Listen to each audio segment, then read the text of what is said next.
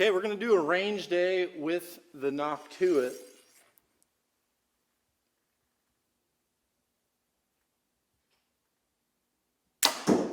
Because I want to tell you what I love about this release and why the archery world loves this release. And if you're new to handhelds, you're going to get some awesome tips. If you're a veteran to handhelds, I think you're still going to get a couple tips and probably get a little bit better understanding of the why behind the NOCK2IT. This is such an awesome release, and this is actually a upgrade from the very first two-finger release that I had Jerry Carter make for me decades ago that I shot when I was out competing.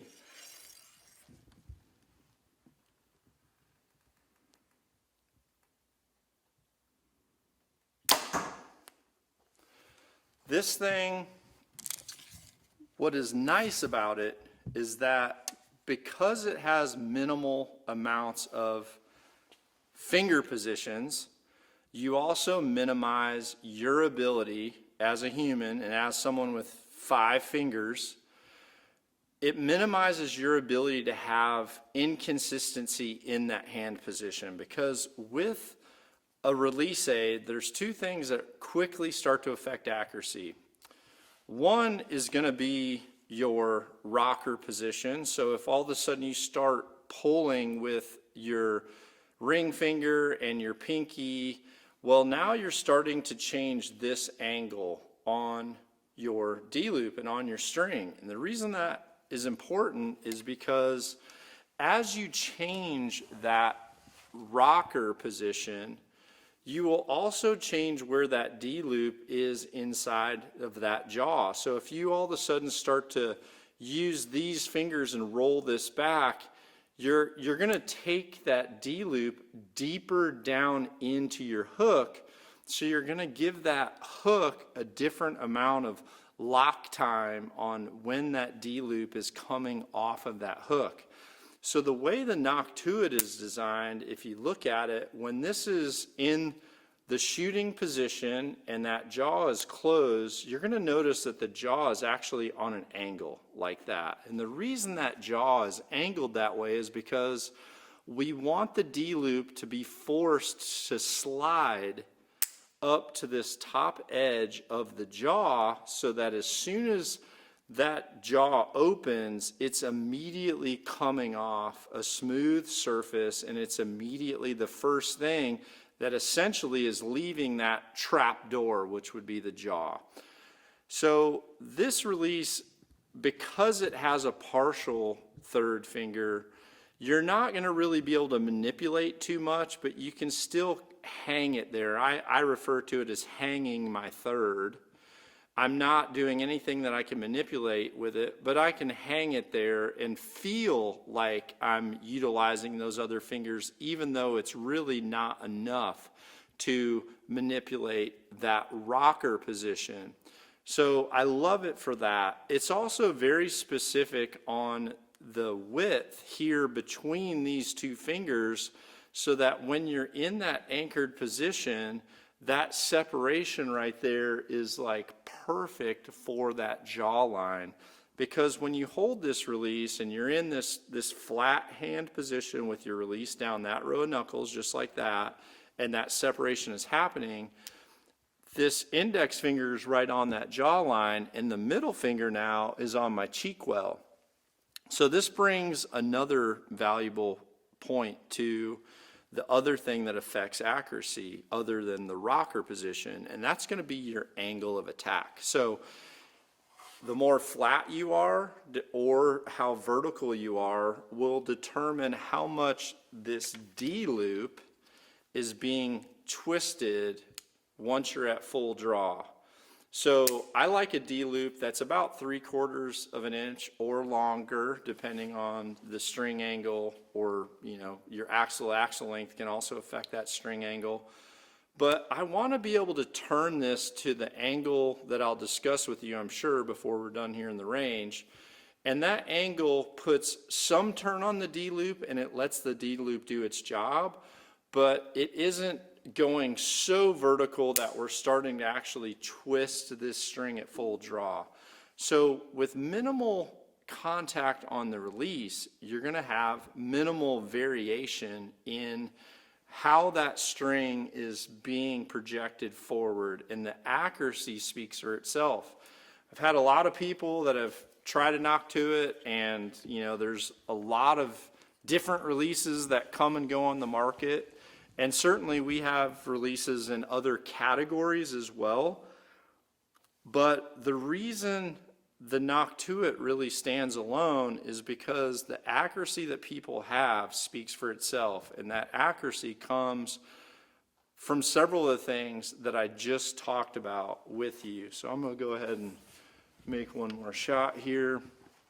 And honestly, when I'm usually training for my winter indoor leagues and things like that, I'll normally train with a tension activated release to start, and I might work in a hinge throughout the year, but you always see me go back to the NOCK2IT, and people ask why. How come during hunting season you're shooting the NOCK2IT? Is it because you want to have control of your shot?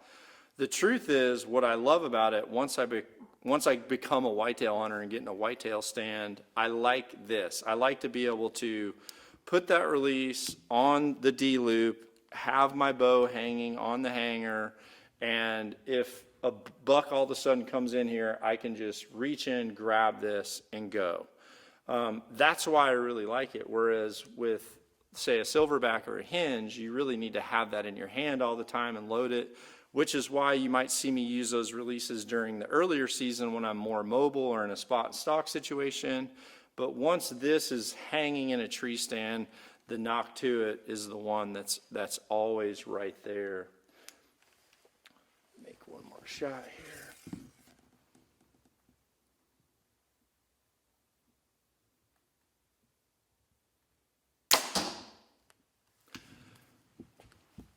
So the NOCK2IT is a trigger activated thumb release. So what that means is when you push this button and you cock it, now it's able to fire once the thumb is actually pressed. So if you press the thumb, it's going to fire.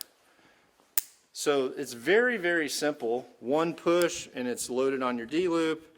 Any pressure on this thumb barrel and it's going to fire. Now what's amazing about these releases is that these actually have a dual sear internal feature. So what's awesome about a dual sear trigger is that is the same type of trigger system that's in the highest end rifle triggers, and it's got two different sears that have springs that are literally pressing those sears in different directions, to where once this top spring right here that is forcing itself against the trigger sear, once you've pushed on that with enough pressure, it fires the other two sears. One's, as soon as that edge trips, then the jaw's going to open, the cocker arm's going to come back. And what's awesome about that is you can control your pressure to set the release off without having travel. So some of the other releases out there, what you'll notice is whether you make them light or whether you make them heavy, you'll start to feel that trigger moving and moving and moving before it goes off. And when that happens, your brain will start to pick up on the travel before that shot, and your brain will start to know how much that trigger needs to move before it's going to open, and essentially you'll start to anticipate that shot. So by having a release that works off pressure and not travel, you get the crispest, cleanest shot that you can imagine. And I'm going to give you some tips here on how to address this trigger to get that awesome shot and that awesome feel, and essentially be able to take this thumb activated trigger release and shoot it with the exact type of dynamic shot that people say that you need a hinge release for or back tension release for.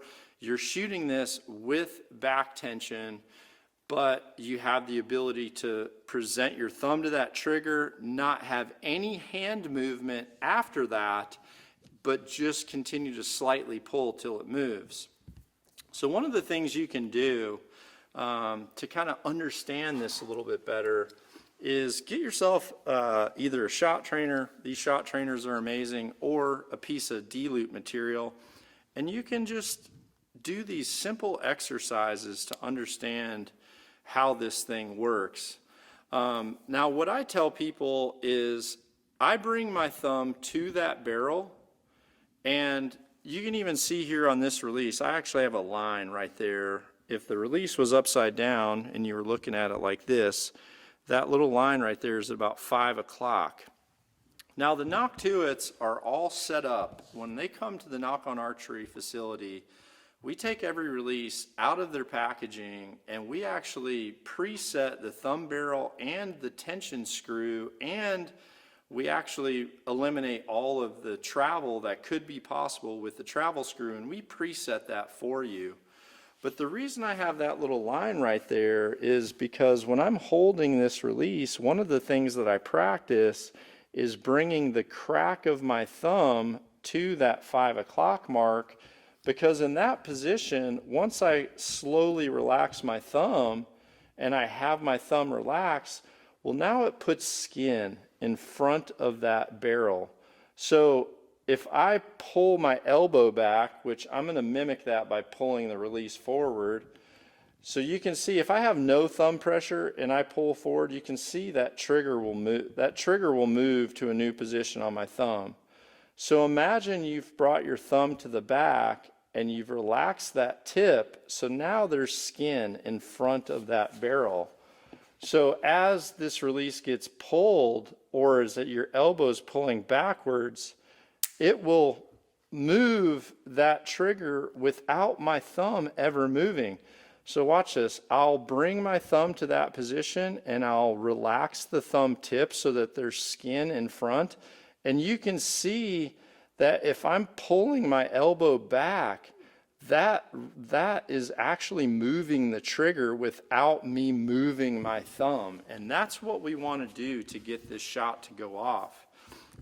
So one of the things that you can do, you can practice this either with a string by bringing your thumb to that position I told you, relax it so that it's shaped, and then just pull that release forward and see what it takes for that release to go off with a total surprise and you're not moving anything else in your hand.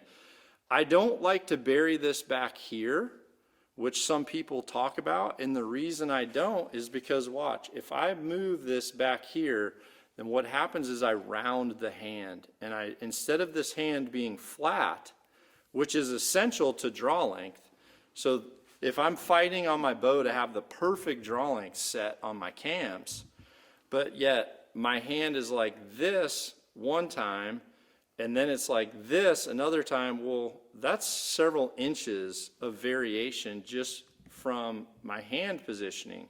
So I really like my hand flat, and I like to be able to move my thumb so that the rest of the hand isn't moving. Because if there's stuff moving back here in that anchor position, it's going to be really hard for you to maintain stability on target.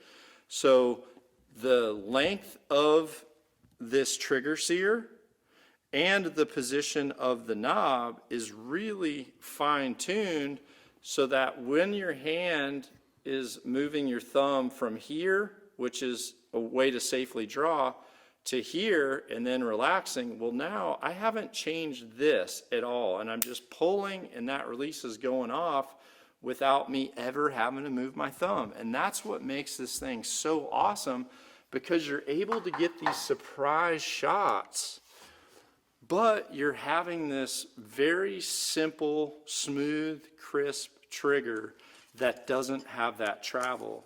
Now there's certainly models that have sears and have spring-loaded sears, but not all of them, even with Carter, are ones that have this same type of system in.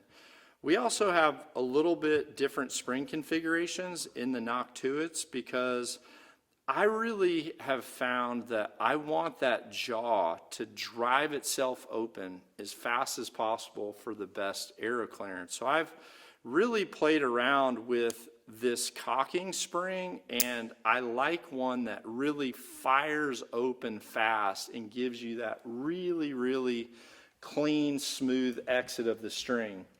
Now, one other thing I'm going to talk about here quick is a great habit for you to get into with the NOCK2IT, because it is an auto-closing jaw, is bring your release up from the bottom like this to your D-loop and then close it. A lot of people try to come at it from the back like this, and you can't really see what's going on. You're trying to close that blind. Sometimes you're pinching on the D-loop itself. But if I'm in a blind or if I'm in a low light situation as a hunter, I can take my hand to this string and I can put my middle finger on one side of the string, my index fingers on the other, and I can slide this right up there and close it, and I'm not having to look at it. And this is such an important way to do it because you're always closing your jaw without any pinch or obstruction as you're closing it. So you can see my hand is flat right now. I'm utilizing this lanyard that we send with the release. We have the lanyards because it's really a safety feature.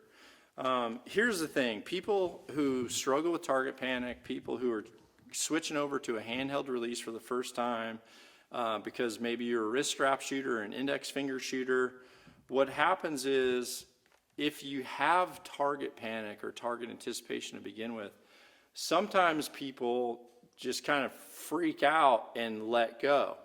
And if you let go, obviously now you're launching a projectile into your bow, which isn't going to be good. The other thing that happens is people will play with hand position at full draw, kind of trying to figure out what is most comfortable, because maybe you're trying to figure out your anchor, maybe you're trying to figure out this rocker position and things like that I'm telling you. Well, if that's the case, the best thing you can do is do some of that with a shot trainer. It's so much easier because you don't have this bow trying to pull it away from you. The bow's not trying to take it away from you, so you're not going to have to worry about an accident. So in this case, I can set this, I can easily adjust this so it matches my bow's draw length, and I can feel the things that we're discussing without this wanting to go forward and go away from me. So the lanyard is kind of a safety feature. It also allows you, some people after the shot, they like to be able to just drop that down and grab their next arrow and load. But this is something that you have the option to either leave on or take off. But if you're not familiar with it, before you start trying to play with your finger positions and things like that at full draw with a bow that's trying to launch that arrow, just do it with a string. So much easier to be able to, find that anchor position. Well, that feels kind of awkward and high. One of the common things I see is people trying to put too many fingers under the jaw. What I tell people is, if this D-loop right here represents where the back of your arrow is, because your arrow is going to always be between that D-loop, right? You really want the arrow, the rear of the arrow shaft, you want the rear of that arrow shaft between your lip and your chin, because this isn't a really good place on your face. Because if I'm looking at you and this arrow is in this place here, I have the ability to move my head around a little bit to acquire my peep, which is important because if you're shooting 20 yards, your sight's all the way to the top. So, you might have to come down a little bit harder on your string so that you're looking up through your peep to that sight that's at the top of the rail. Whereas when it gets moved all the way to the bottom of the rail, your anchor is going to feel like it's floating down here a little bit more to look down. So you have to adjust your head a little bit to look through that peep.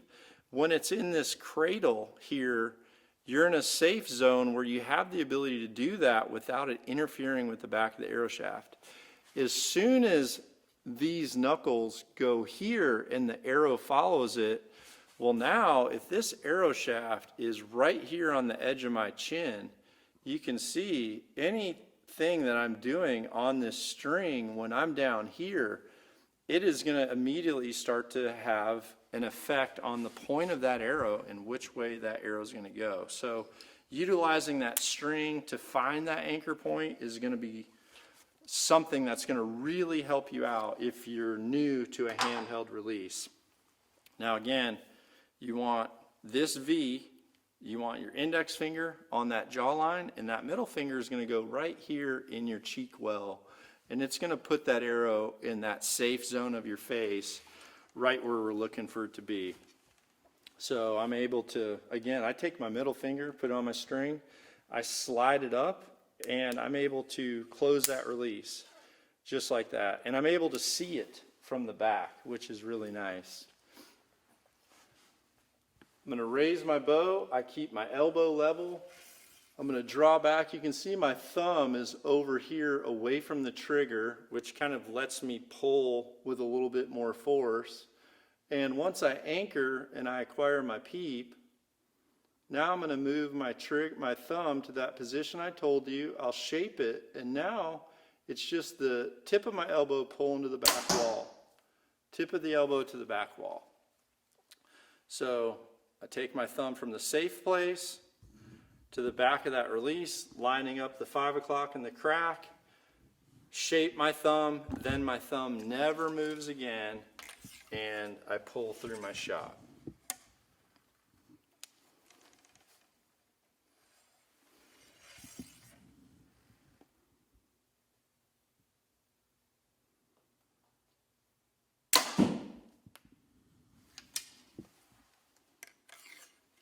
Do one more here.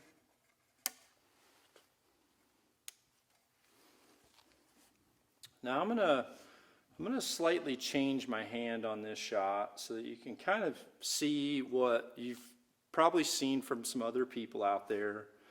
And I'll just show you again why I personally don't like that method. So some people might draw back here and kind of come into this position, and then they rock this release forward like this.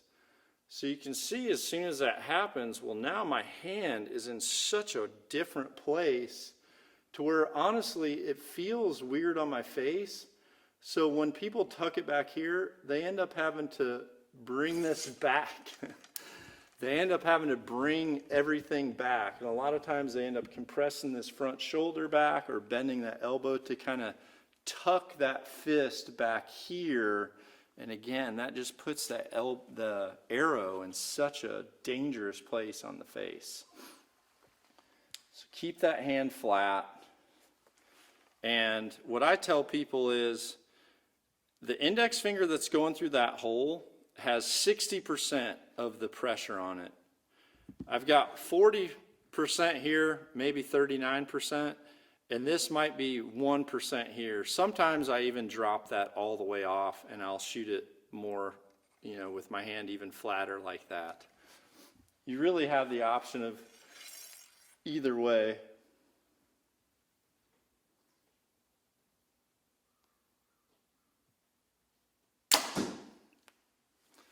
It's easier to shoot when you're not talking too.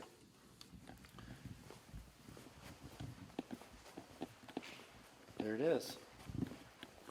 This thing is so simple and so comfortable. This is the talking arrow. And it is so accurate. I love the NOCK2IT. And honestly, the other categories of releases, which we have the silverback, which is a tension activator release, as well as the back strap. And then we have the too smooth, which is a hinge. All these releases give you different types of characteristics to a shot. If you're someone who struggles with target panic and target anticipation, and you feel like you're just waiting, and making the hand happen, well, that is why I'm telling you to keep that hand flat, learn to present to the trigger, shape, but then take all of your attention away from this and bring your attention back here and think of just pulling that elbow to something that's right behind you so that that release is pulling forward and your hand's pulling back, and you're going to move that trigger just from the pull. And because the precision of these sears is so freaking awesome, it just goes off without you feeling movement, fire. Because when your brain starts to feel that, that's what happens. Now, for me personally, when I had target panic really bad, I was never shown how to present the thumb in that position rather than be tucked back here. I was never shown that. So once I was able to learn to bring my thumb to that position that I discussed with you earlier, it allowed me to start working with a string and find the most awesome shot, the same type of surprise shot that I would get with a backstrap or a silverback, and honestly, the same type of shot that I could get with a hinge release, where I'm really having to manipulate that release. I'm having to move that release, and I'm having to be patient enough and wait and trust the float even more. So it seems like with a NOCK2IT, you don't necessarily have to trust the float, because you have all the control you want to either make this trigger go off either knowingly or wait for it to go off with a surprise, which is how I'm strongly recommending you learn it. Whereas if you don't know what a surprise dynamic shot feels like, well, that's when that silverback comes in, and all of a sudden you, for the first time, you're like, well, I'm on the target and I normally don't stay there that long, and I'm just pulling, and it goes off, and you're like, whoa, that was awesome. That was a surprise. You can get the exact same thing with this, but have the control. Now, I use all the different releases throughout the year so that I can work with people like you on how this release can be better functional for them. But in the end, if I only had to pick one, I would pick this one. But it is because I've spent decades learning to have the exact same shot with this release that I get out of any of the other categories, whether it's tension or hinge style operation. But you can totally work on those things that I told you by utilizing one of these shot trainers.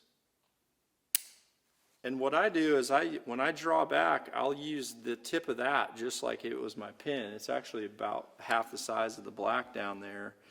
And I can just work on looking at my hand position right here, which is nice. And I can kind of just mimic the very end of that draw cycle where that bow stops, and I'm just bringing that release over to my face. Getting to the target, shaping the thumb stays in the same spot, pulling to the back wall, till I get that surprise shot. It really, really is awesome. Now let me give you a few more here. That way, if you're kind of looking at my shot, critiquing that shot with this, hopefully you'll be able to diagnose this a little bit better. Now, for this last end, I'm going to have you look at how I draw my bow and also the angles of this rear release hand. And one of the things that makes it really nice with the NOCK2IT, when I raise the target, I put my pin, when I'm looking at it, I put my pin in the middle of that target. Because ideally, once you draw back and the bow stops and you come over to this position and you acquire your peep, the closer you are to the target where you want to hit, the better. Because if you're halfway off that bail and you got to move all the way back, that's not going to be a good thing. You don't want to have to come all the way back over to your target. Ideally, if you learn to point that pin at the target, draw till the bow stops, and then come over, and then your pin is already within that realm, you're being very, very efficient on target. Now, here's the thing that's so important about this style of drawing back. So when I raise my bow up, this arm here and my bow arm here should be paralleling each other. And when I draw and that bow stops, if I'm facing you, when that bow stops, I then bring this release hand over to that anchor position that I'm talking about. If you get in the habit of pulling down here, or your pinky turns down and then you got to invert that string, and some people pick their head up in the air like this, they draw back and they try to find their anchor this way, and then they bring a bunch of facial tissue down on the string, down on the release, down on the back of the arrow. All that is going to cause a variation in flight. The other thing that's so important about this little movement of stop and coming over is that if you're looking at me from the back, when this stops and this comes over like this, it automatically preloads this small place in your back, that little rhomboid muscle that is right here on your shoulder blade. This movement here preloads that to where now you can feel tension there, and that's actually the muscle. Once you think about it and mimic it and you draw, bring that over, you'll feel that contraction. Now that's the muscle that you will use for this elbow to come back, because it's sliding the scapula towards the spine, which is pulling that elbow back there. So present to the target, draw till it stops. I come over to my position. Now all I have to do is relax my nose and it's on the string. Shape the thumb, pulling through, pulling through.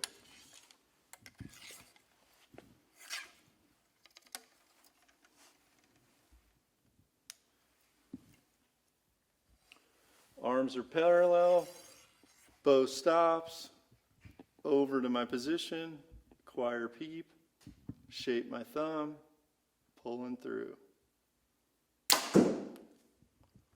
All right, let's give it another one here.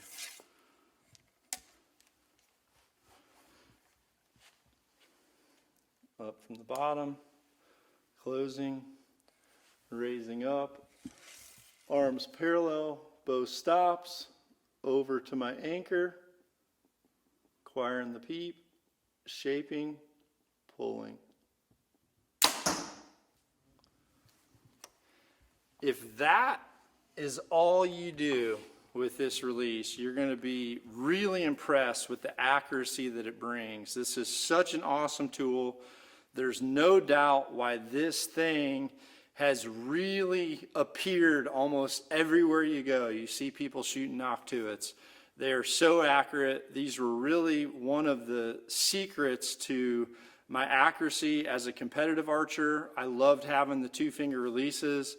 Once we got further along and the NOCK2IT came along, we started having the auto-closing jaw so that you weren't having to flip the jaw shut. So as a hunter, that is so nice to be able to just close that like that, keep it on your string. And it's such a nice little piece too to be able to keep in a hand warmer, keep in your pocket with you. You can always have it on there. Super convenient. They're already adjusted. And honestly, the only thing that I wish was different about the NOCK2IT is I wish we could make them faster for you guys. Good luck.